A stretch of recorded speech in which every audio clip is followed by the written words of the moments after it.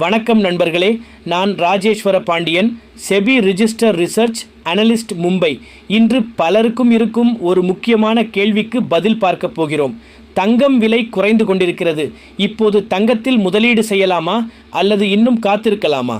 இந்த வீடியோவை முழுவதும் பாருங்கள். காரணம், கடைசியில் யாருக்கு தங்கம் வாங்குவது சரியான நேரம், யார் காத்திருக்க வேண்டும் என்பதையும் தெளிவாக பார்க்கலாம். ஏன் தங்கம் விலை குறைகிறது? தங்கத்தின் விலையை உலகளாவிய பொருளாதார காரணிகள் அதிகமாக பாதிக்கின்றன. முதலாவது, அமெரிக்க டாலரின் வலிமை. டாலர் வலுவாக இருந்தால் தங்கத்தின் மீது இருக்கும் முதலீட்டு ஆர்வம் குறையலாம். இரண்டாவது, அமெரிக்க மத்திய வங்கி ஃபெடரல் ரிசர்வ் வட்டி விகிதங்கள். வட்டி விகிதங்கள் உயர்ந்தோ அல்லது நீண்ட காலம் உயர்ந்த நிலையிலோ இருந்தால் முதலீட்டாளர்கள் தங்கத்தை விட வட்டி தரும் முதலீடுகளை தேர்வு செய்யலாம். மூன்றாவது, உலக அரசியல் பதற்றம். போர், பொருளாதார நெருக்கடி போன்ற காலங்களில் தங்கம் பாதுகாப்பான முதலீடாக பார்க்கப்படுகிறது. அந்த பதற்றம் குறைந்தால் தங்கத்தின் தேவை ஓரளவு குறையலாம். அப்படியானால் இப்போது தங்கம் வாங்கலாமா? என்னுடைய பார்வையில் நீண்ட கால முதலீட்டாளர்களுக்கு இது ஒரு வாய்ப்பாக இருக்கலாம். ஆனால் ஒரு முக்கியமான விதியை மறக்கக்கூடாது. ஒரே நாளில் ஒரே தவணையில் முழு பணத்தையும் தங்கத்தில் முதலீடு செய்யாதீர்கள். மாறாக கட்டம் கட்டமாக முதலீடு செய்யுங்கள்.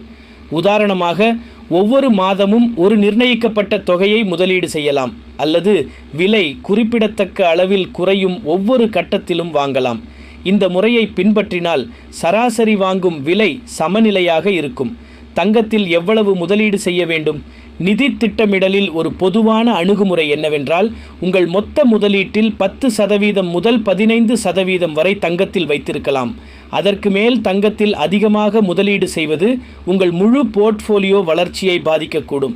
ஏனெனில் தங்கம் பாதுகாப்பு சொத்து என்றாலும் நீண்ட காலத்தில் பங்குச்சந்தையை போன்ற வளர்ச்சியை எப்போதும் தரும் என்று சொல்ல முடியாது. எந்த வகை தங்கத்தில் முதலீடு செய்வது? நீங்கள் முதலீட்டு நோக்கத்திற்காக வாங்குகிறீர்கள் என்றால் முதலில் கோல்ட் ETF ஐ பரிசீலிக்கலாம். அடுத்து கோல்ட் மியூச்சுவல் ஃபண்ட்.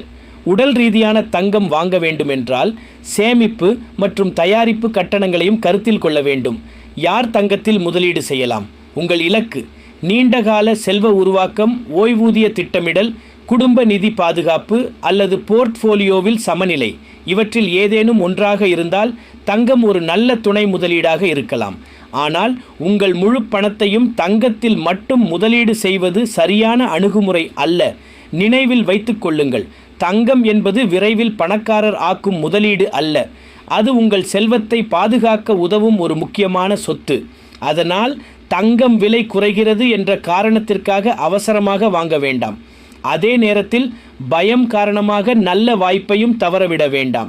சரியான திட்டமிடலுடன் கட்டம் கட்டமாக முதலீடு செய்வதே புத்திசாலித்தனமான அணுகுமுறை.